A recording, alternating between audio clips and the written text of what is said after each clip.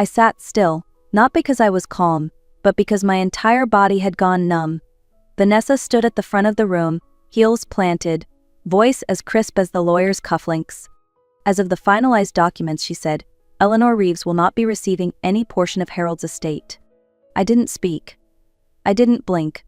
My fingers rested on the fabric of my black dress, tracing the threadbare seam at the wrist. The room was silent, except for the occasional click of a pen or a cleared the pen. Nobody looked at me. Harold had been sick for 10 months. I had stayed beside him through every treatment, every ache, every 3 a.m. panic. Vanessa, his daughter-in-law, had been too busy flying to leadership conferences and managing PR for the family foundation.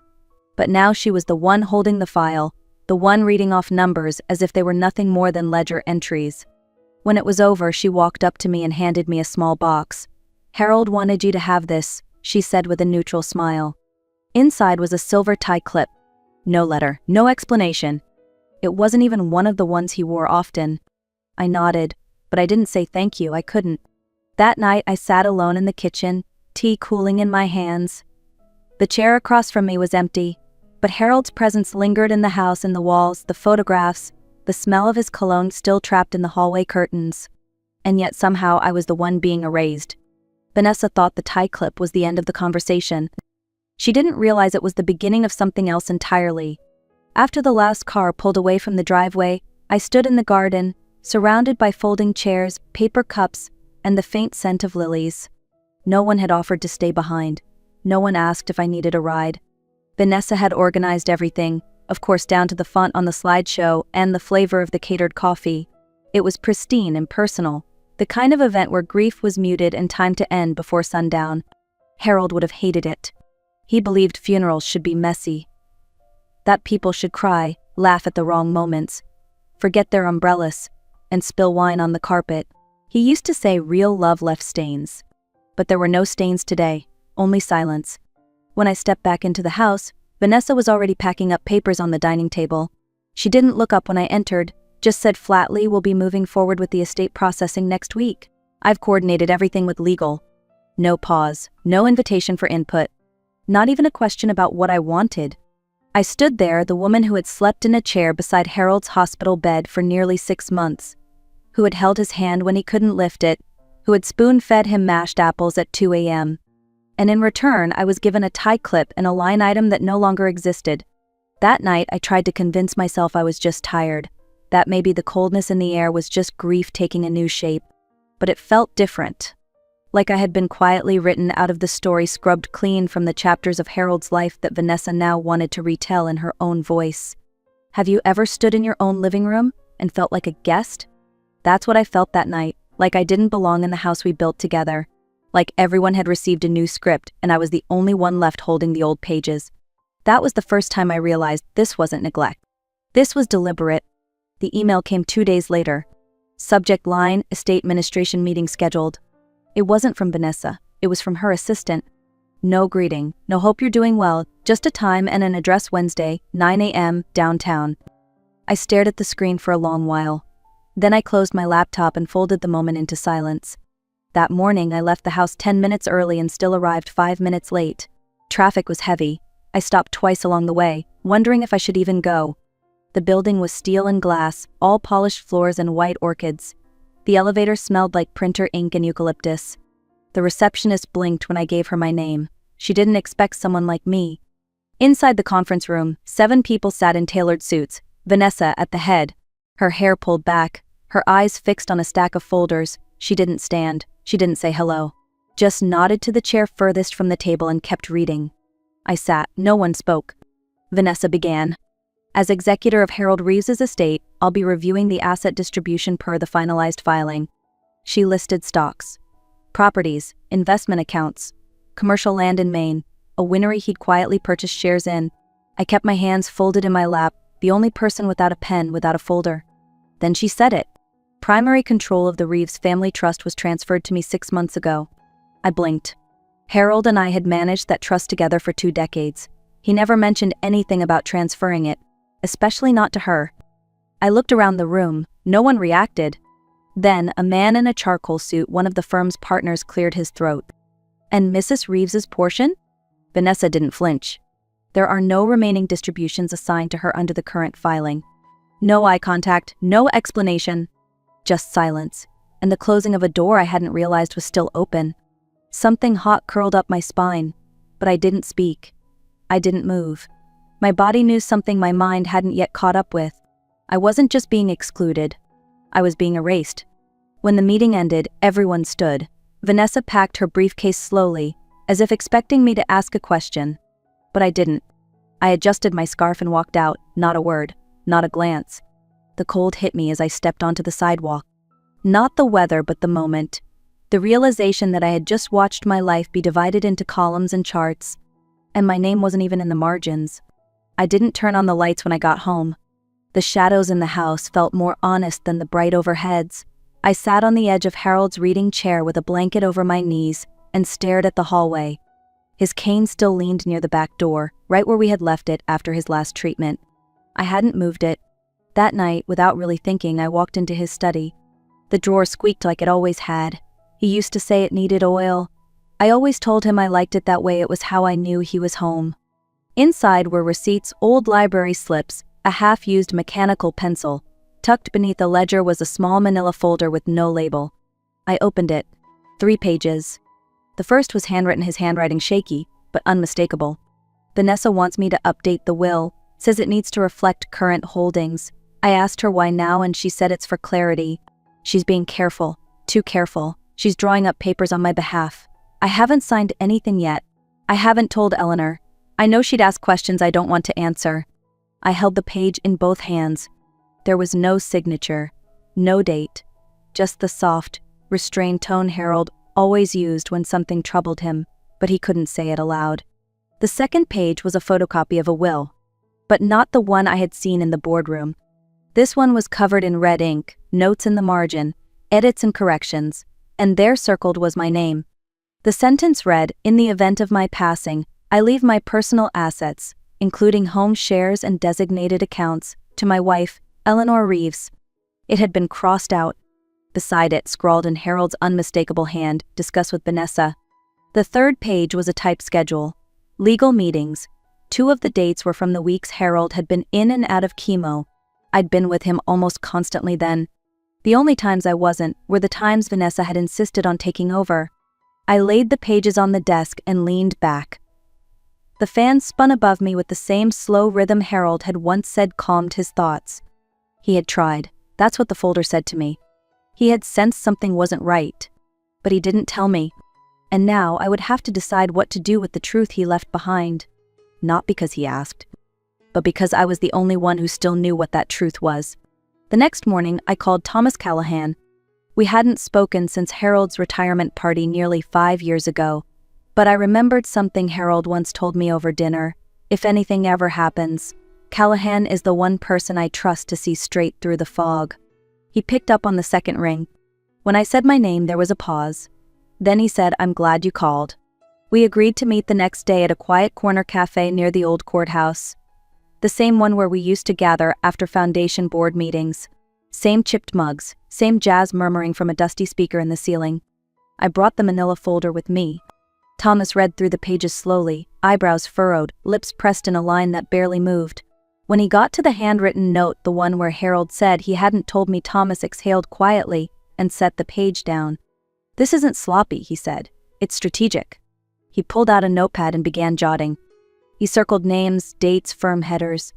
Then pointed to one detail that hadn't occurred to me. 2 of the witness signatures on the finalized will were names he didn't recognize.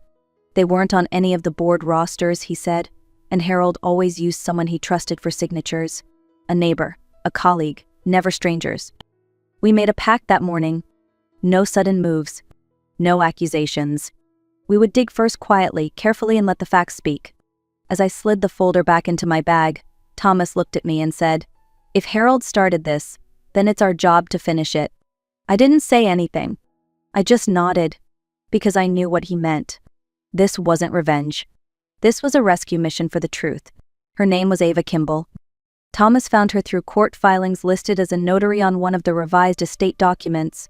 She was young, mid-30s, with a background in estate law and a quiet presence that made people underestimate her. But she remembered everything. When we first met, she looked nervous, fingers twitching near the zipper of her cardigan. We sat in Lydia Velasquez's office. Thomas had brought her in that week, a probate litigator with a sharp eye and no appetite for nonsense. Ava sat straight but spoke softly. She explained how she had been brought in 6 weeks before Harold died. Vanessa had told her the revisions were routine, just language cleanup, the kind of legal housekeeping most clients don't think twice about. But things moved too fast. Normally, Ava said, clients of Harold's stature would go through multiple review rounds. There'd be meetings, witnesses, legal sign-offs. This time, it was 2 rushed evenings, stacks of unsigned forms and instructions to just witness. She described one night she had stayed late. Vanessa had been in the conference room with another staffer. Papers were spread across the table. Ava walked in to retrieve her coat. Vanessa held out a signature page and said, "I just need this witnessed." Harold stepped out. Ava hesitated, but signed. She jotted a note in her planner that night. She brought it with her. It read, 7:43 p.m. Sunday, witnessed signature for Erno H. Present. Lydia glanced at Thomas, then back to Ava. "Did you see Harold that evening?" she asked. Ava shook her head. "No, I never did." She also mentioned an overheard call, Vanessa speaking with someone about moving assets quickly. One line had stayed in Ava's mind ever since. "Liquidate silently, no delays. That call was 2 days before Harold was hospitalized for the final time. Ava didn't want to accuse. She wasn't bitter. She just wanted the truth documented. "I have a child," she said. "A job I need. But when I saw what was happening, I knew I had to say something." She signed a sworn statement, dated it. When she left, the room was silent. Lydia finally said, "That's the break we needed." It wasn't just suspicion anymore. We had a timestamp, a first-hand witness, language that suggested manipulation, enough to request a formal inquiry and maybe more. But even as I sat there hearing those words, I didn't feel triumph. Not yet. Because I knew Rebecca. She wouldn't panic. She would prepare. And when she did, I had to be ready. The invitation came in a cream-colored envelope, slipped through my door without a stamp. Inside was a card with raised gold lettering. A tribute to Harold Reeves. Hosted by Vanessa Reeves. Cocktails, hors d'oeuvres, and a charity auction in Harold's name. The event was scheduled 4 days away. No phone call. No message. Just the card, as if I were a guest, and not the woman who had spent 41 years building a life with Harold. I didn't throw it away. I placed it in the drawer beside the couch and stared at the ceiling for a long time. That night, I called Thomas and told him I would attend.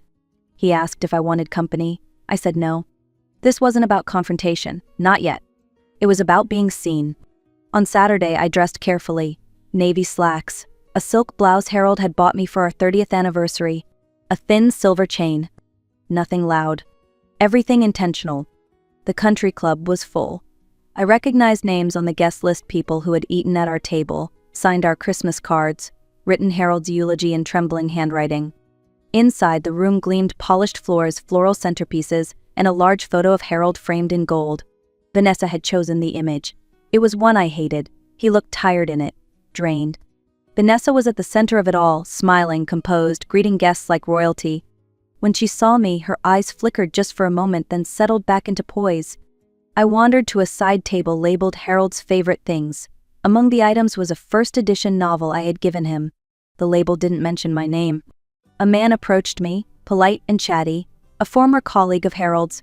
He asked how I was managing the foundation's finances. He assumed I was still in charge. When I told him I had been removed, he blinked, confused, then nodded and stepped away.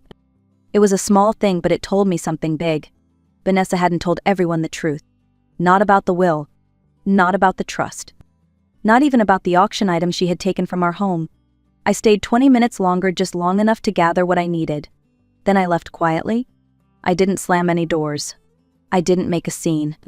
But in the car, as I sat with my hands on the steering wheel, one sentence crystallized in my mind. She started this before Harold was even gone. The next morning, I met with Lydia and Thomas in her office. I brought a folder filled with notes from the event, conversations, names, overheard phrases.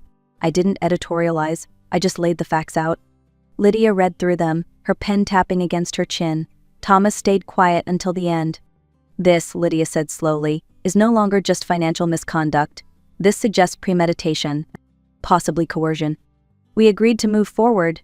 That same afternoon, Lydia filed a formal motion to challenge the will on grounds of undue influence, potential fraud, and failure of fiduciary duty. It wasn't a full lawsuit, not yet, but it opened the gates. We could now request emails, internal documents, even metadata. The next day, I received a letter from Vanessa's attorney. It was cold and polished, accusing me of interfering with a lawful estate transition. They called me confused, grieving, bitter. They warned of legal consequences if I didn't withdraw within 10 business days. I read it 3 times, then folded it neatly and placed it beside my morning tea. Later, I called Thomas. He asked if I was all right. I'd been all right for years, I told him. I was just quiet. He laughed. That's the best thing I've heard all week. That evening, Lydia submitted our formal rebuttal. Included were Ava's signed deposition, a timeline of contradictions, and building access logs showing Harold hadn't entered the office the weekend he supposedly signed the final documents. We weren't yelling. We weren't accusing. We were putting the truth in the center of the table and watching what it did on its own. Days passed, quiet but sharp. No more threats, no more letters, just a pause. Lydia called me on a cold Sunday afternoon. Vanessa was withdrawing. From the foundation, from her role as executor, from everything. No apology, just a statement. To protect the foundation's reputation and honor Harold's legacy, I have chosen to step down. I didn't respond. I simply walked outside, wrapped in Harold's old coat, and stood beneath the bare trees. The air was cold and honest. A few days later, the foundation released a public statement. They named a temporary committee, mostly people who had worked with Harold from the beginning. The tone was steady, the language clean. Vanessa's name wasn't mentioned once. That week, Lydia and I met for the final time. She handed me a summary packet, the trust reinstated, my role recognized, my name recorded. It was done. She asked if I wanted to pursue damages, to take it further, to make Vanessa answer in court. I shook my head. This wasn't about revenge, I said. It was about being seen. That night, I opened a drawer in Harold's desk and found something I hadn't remembered, an envelope with no label. Inside was a copy of a will dated before Vanessa touched anything. Harold's handwriting filled the margins. He mentioned our garden, our conversations about legacy, our plans. At the end, he had written, "No matter what happens, I want Eleanor to carry this forward, not because of law, but because she was there beside me even when no one else was." He signed it in pen. No witnesses. Just love. I held that page in my hands until the sun went down. And for the first time in months, I didn't feel like I had to prove anything anymore. Spring came slowly that year. The daffodils in the community garden bloomed first bright and defiant through the thawing soil. The foundation reopened its mentorship program. No fanfare, just steady hands doing quiet work again. I was invited to the annual donors luncheon, an event Harold and I had helped start decades ago. I almost didn't go, but then I pinned his old oak tree lapel pin to my collar and walked through those polished doors one more time. Vanessa wasn't there. Her name had vanished from the programs, replaced by the committees. Near the end of the event, a young board member took the stage. She spoke of Harold's legacy, and then without looking at her notes, she said my name. Not ceremoniously, just sincerely. She thanked me for holding steady through the storm. And then, for the first time, the room turned toward me, not with pity, not with shock, but with quiet respect. I stood for a moment. Then I nodded. Not for applause, but for peace. That evening I made tea and sat by the window. The light stretched long across the hardwood floors. I had not burned anything down. I had not shouted. I had simply refused to disappear. And in doing so, I wrote the ending with my own hand. On my terms. In my voice. Whole.